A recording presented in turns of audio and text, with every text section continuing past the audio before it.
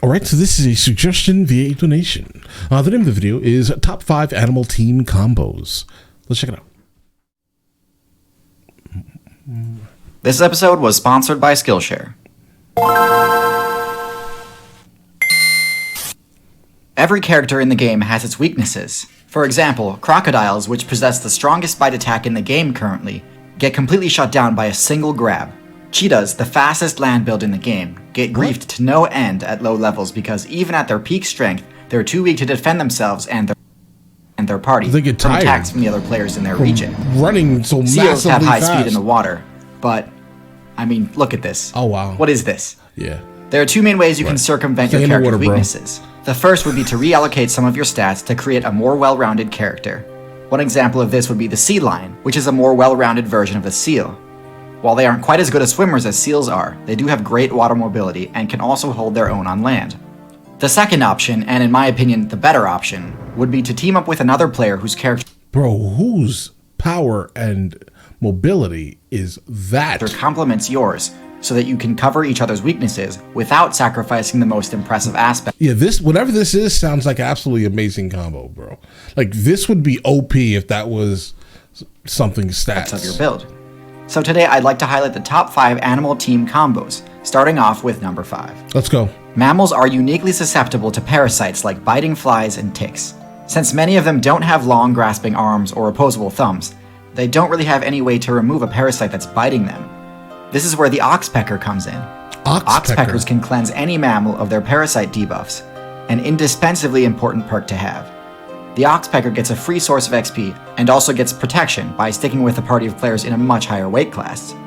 This potential team combo is one of the biggest benefits of playing an herbivore class as opposed to an omnivore or carnivore, because oxpecker players avoid those builds. Next we've got the coyote and the badger. Okay. Both of these builds are solid mid to high tiers on their own, and they don't have too much of a problem securing eliminations without help. However, against other team strategies such as prairie dogs, they do run into some issues. Coyotes can outspeed prairie dogs on the ground, but they can't do anything to prevent them from simply hiding in their burrows. Right, then the Badgers conversely can easily dig up burrows, but aren't nearly as mobile as coyotes. So to cover all the prairie dogs' options, coyotes and badgers will team up and hunt cooperatively. Prairie dogs that flee their burrow will get caught by the coyote, and players running from the coyote back to their burrow will be caught by the badger. This is a similar technique used by the grouper in the marine server. Groupers are some of the strongest fish builds in the game. While not quite as powerful as the shark or as fast as the swordfish, they're a great jack-of-all-trades style build with few bad matchups. However, similar to the coyote, they don't have any good options against a target hiding in the crevices of a reef. That's where the moray eel comes in. Similar to the badger on land, eels don't have a particularly high mobility stat, but they can weave in and out of tight spaces without issue.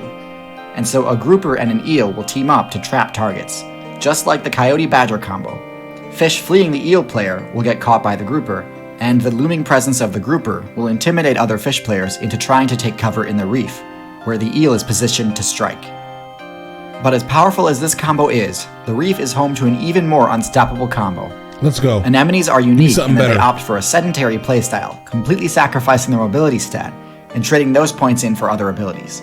Power and Some defense. do retain their ability to move, but these options aren't particularly Bro, that looks inappropriate. fast and leave them highly vulnerable while I'm doing just gonna so. be honest. Anyways, sea anemones have the Death Touch ability, similar to jellyfish. Death Touch. But because they have such bad movement options, they don't have many choices when it comes to catching their prey or escaping an attack. Oh, wow. This is where they benefit immensely from teaming Listen, all that strength and defense, you just get sucked up. with clownfish. So clownfish are pretty much perfectly spec'd to cover the anemone's bad matchups. They have immunity to the Death Touch ability, so they aren't insta-killed by the anemone. They also have one of the lowest stealth ratings of any fish, which would normally be a huge weakness. Colorful. But used in conjunction with the sea anemone's powerful trapping potential, it actually ends up being a powerful offensive tool.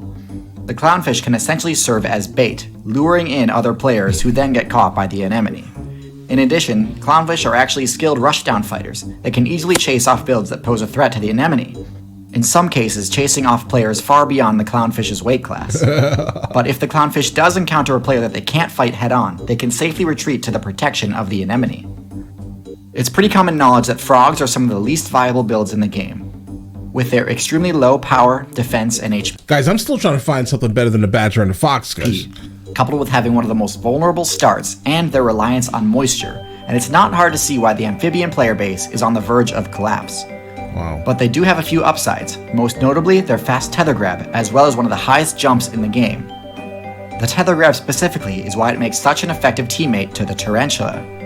Spiders in general are extremely effective against flying builds like moths, dragonflies, and wasps. However, because tarantulas didn't put any skill points into web building, instead using those points to increase their base stats, they don't have as good a matchup against flyers, and actually end up getting bodied pretty hard by them. This is where the frog comes in. Most tarantula players usually treat frogs as pretty easy targets, as their fangs can usually defeat them in one hit. But experienced tarantula mains will actually party up with them, as their tether grab is super effective against flying types, perfectly covering the tarantula's weakness. Meanwhile, the tarantula will protect the frog from pretty much any ground-based threat. It's an awesome team combo, one of my personal favorites. More tarantula and frog players need to adopt this strategy. Okay. Guys, there definitely are like a lot of these. Teamwork is one of the most effective ways in the entire game to win encounters.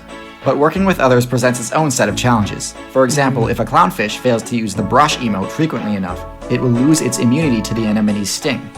Communication is the most important factor in teamwork, and understanding what makes communication effective is something that comes with experience, but you can also learn about. Yeah, guys, so I can definitely, like 100% tell you that the best matchup here is going to be the fox and the badger.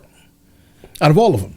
Listen, I'm sure these are super strong, like in their very specific environments, but personally, outside, again, looking in here, I can definitely tell you that the badger and the fox have the best deal, guys.